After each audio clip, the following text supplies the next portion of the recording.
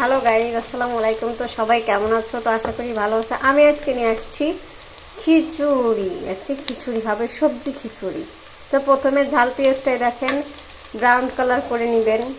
তারপর আমি যে চাল আর ডাল ধুয়ে রাখছিলাম সেটা দিয়ে দিবেন।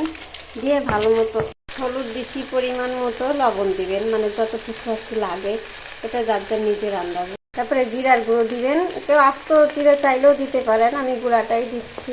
কাঁচা মরিচ দিচ্ছি, কেউ চাইলে মরিচের গুঁড়াও দিতে পারেন। এটা ভালো মতো সুন্দর করে নাড়াতে। এখানে সব প্রকারের সবজি আছে, মানে আপনাদের ঘরে যত প্রকারের সবজি আছে তো আপনারা ততগুলো সবজি দিতে পারেন আন্দাজ করে, মানে কতটুকু লাগবে, বেশিও দিবেন না, মানে সবজি তো অনেক দিলে আপনার ভাতটা বেশি নরম হয়ে যাবে। আমি যে সবজিগুলো সব ঢেলে দিচ্ছি,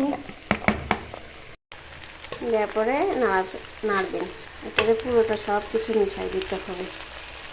সুন্দর করে নাড়াচাড়া করবেন, মানে ভালো মতো সবজিগুলো এবং মশলাগুলো খুব সুন্দর করে মিশে যাবে।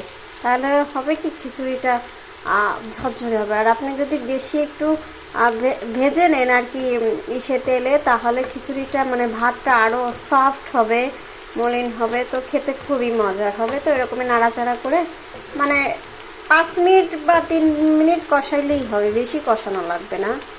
তো আপনারা এরকমের ওকে করার পরে, মানে রেডি করার পরে আপনারা প্রেসার কুকারে দিতে পারেন, রাইস কুকারে দিতে পারেন, মানে যে ইলেকট্রনিক জিনিসগুলো আছে রান্না করার জন্য দিতে পারেন, তাহলে ভাত হবে।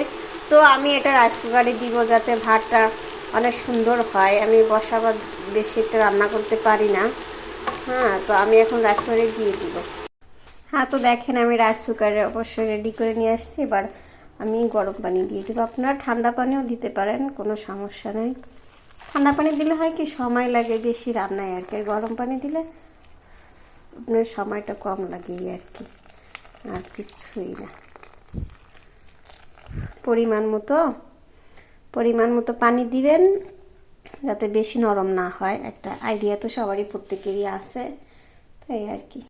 আমি খিচুড়ির সাথে একটু ভাজি খাবো, আপনারা মাছ ভাজি খাইতে পারেন, গোশ বোনা খাইতে পারেন, আপনাদের রুচি।